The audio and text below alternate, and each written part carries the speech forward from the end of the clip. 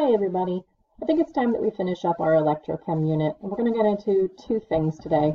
We're going to review how we talked in class last about writing half reaction equations, because it's kind of a natural segue into our final topic, which is calculating cell potential. And we're going to be inspecting a very familiar cell. This is the Daniell cell that we've been using in class, which is made from a zinc electrode in a zinc solution and a copper electrode in a copper solution. Remember that the most important thing that you're going to start by doing is having that activity series in front of you so you can identify what's going to be your anode and what's going to be your cathode. And of course, I'm sure that you remember that the more active metal, the thing that's higher up on the activity series, is going to serve as our anode, and this is the site of oxidation. And of course, the less active metal is going to serve as our cathode and the site of all of our reduction. So it's really kind of time to get started with writing this half reaction equation. And the big decision that we have to make is what direction everything is actually going to be moving. Now we have four major chemical players here. We have zinc, Zn2+, Cu, and Cu2+. And it's just a matter of kind of trying to get each of these four players into the correct positions to write our two overall half cell equations, one that shows oxidation and one that shows reduction. Let's start on the oxidation half, the anode side. We have a pretty big decision to make here. We need to decide what represents oxidation. Does that mean that the Zn0 charge goes to Zn2+, or does that mean that the Zn2+ goes to Zn0? And of course, as you know, in oxidation, the charge tends to become more positive, so a better choice would be to go from the Zn0 to the Zn2+. So what we're going to do is start to write that into an equation form. You can see that popping up down below, where I have Zn0 charge with its state symbol being solid, with an arrow followed by my Zn2+ in AQ. And of course, as we talked about before, what that quite literally means is that the solid zinc bar will decompose or corrode over time and become the Zn2+ solution. Now we're not quite done yet. We still need to make sure that both sides of the equation are electrically neutral, which means we owe ourselves some electrons. So we're going to balance those electrons on the positive side so that each side of the equation remains electrically neutral. And here they are, my two little electrons.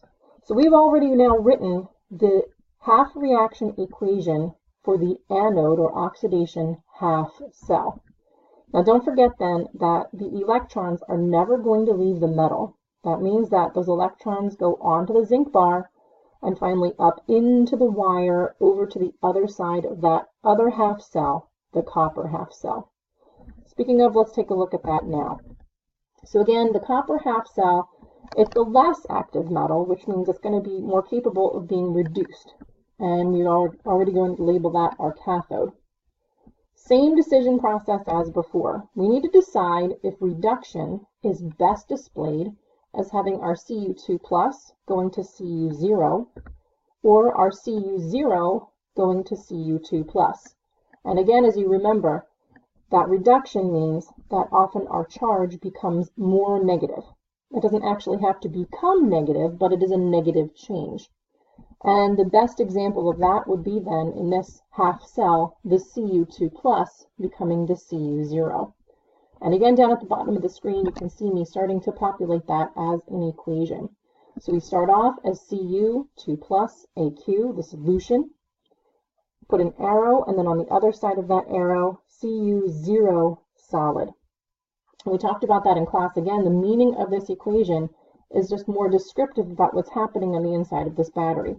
Over time, the solution will actually become the bar. Just like as before, our equation isn't quite balanced yet. It's not electrically the same on either side. We owe ourselves some electrons, which remember, the electrons are streaming through the wire and coming over to the copper side. These electrons need to be gobbled up. So we're going to depict them on the reactant side of our equation. And again, both sides of that equation are now electrically neutral. So overall, then, you should have successfully written your two half reactions for this overall cell. Now that we've accomplished writing these half reactions, it's time to move on to our very last topic as part of this chapter. And that would be to move from writing these half reaction equations into actually calculating the overall cell potential or voltage of our system. What you'll need in front of you is something like this. You can find these all over the internet. This is something called a standard reduction potential list. If you take a look at the equations, hopefully you'll notice something pretty similar about all of them. You'll notice that the electrons are written on the left-hand side. Something is always starting as being more positively charged and becoming more negative. All of these equations are reduction half equations. And you'll see over on the side that there's a voltage associated with that. Now, these were found through experimentation over time, and basically by comparing them to the same standard of comparison. We call this the She cell, or the standard hydrogen electrode. Now, what that is right now, or how that functions, isn't super duper important, but know that all of these measurements were made by comparing it to that one particular standard cell. And you'll also notice that sometimes the voltages are positive, sometimes these voltages are negative, and that has something to do with whether or not that reaction wants to go spontaneously. The more positive the voltage, the more likely that half reaction is to occur. The more negative the voltage, the less likely that reaction is actually going to occur. It doesn't necessarily want to be reduced. That means it might actually want to be oxidized. So in a weird way, a standard potential list is actually kind of like a sneaky activity series.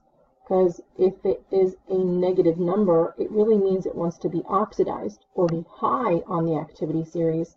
And if it's more positive, it means it wants to stay and be reduced, but be very low on the overall activity series.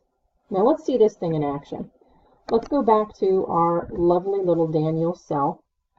And you have our Daniell cell with our two written half reaction equations. You always want to make sure that you have your two half reaction equations written before you go to try and calculate the overall cell potential. And I just want to start with the reduction cell, which makes more sense because we're going to compare it to a reduction potential list. In this case, it's the Cu2 making the Cu0. So we're going to go and try and find that specific equation on our reduction potential list. I have it highlighted here on the screen. And we look up the voltage for that, and it looks like it is positive 0.34. And we're simply going to make a note of that and keep moving. The next thing we're going to try and find is our oxidation half reaction. Now you'll notice that this is quite literally oxidation, and I'm trying to find it on a reduction list. So it's not going to quite make sense, but hopefully it will in just a moment. I find something similar to it on the list, but you can see that it's almost like the equation is flipped around. We have it written Zn0 becomes Zn2 plus. Here on this list, it's Zn2 plus becomes Zn0. And boy, wouldn't it be nice if we could just use that, but I guess I'd have to flip this equation around to do it. And that's exactly what we're going to do. We can take this, but we're going to need to flip the equation around. And you'll have to do this for every single oxidation half reaction equation. When we do this, the voltage that's associated with it, we also flip, or at least we flip the sign.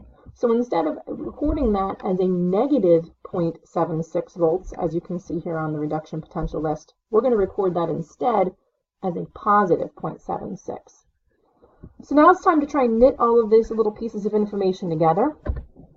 I'm going to start off by writing my cathode half reaction, the one that was for the reduction, and its associated voltage, that negative 0.34. I'm going to add in my anode half reaction. And you can see here that compared to that reduction potential list, this is written exactly the same as what I did for my half reaction on my cell. And I've changed the sign of that voltage. Instead of it being negative, I've switched it to positive.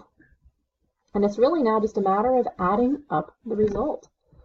The cathode plus the anode half reaction at this point then gives us our overall voltage. And for this lovely Daniell cell, that would be 0.42 volts.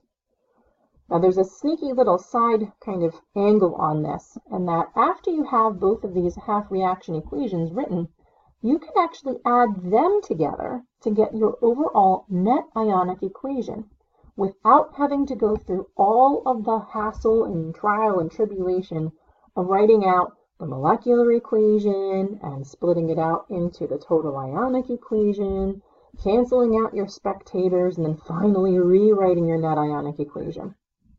I'll show you. It's actually a very simple process. The first thing I do is I take both of my half reaction equations and I line up the arrows. So anything that is going to be written on the reactant side kind of stays on the reactant side, and anything on the product side is going to stay on the product side. Now, between these two equations, anything that is exactly the same is still considered to be a spectator ion, and I can cancel it out. In this case, that would be the electrons. The electrons are actually the exact same thing from one side to the other, so I'm going to go ahead and cancel them out. What that leaves me with then, after I add together these two equations into one single equation, is my overall net ionic equation. Again, notice anything that was on the reactant side stays on the reactant side, and anything that was on the product side stays on the product side. I hope this video was helpful. Don't forget to make sure that you bring your questions to class. I'm happy to help.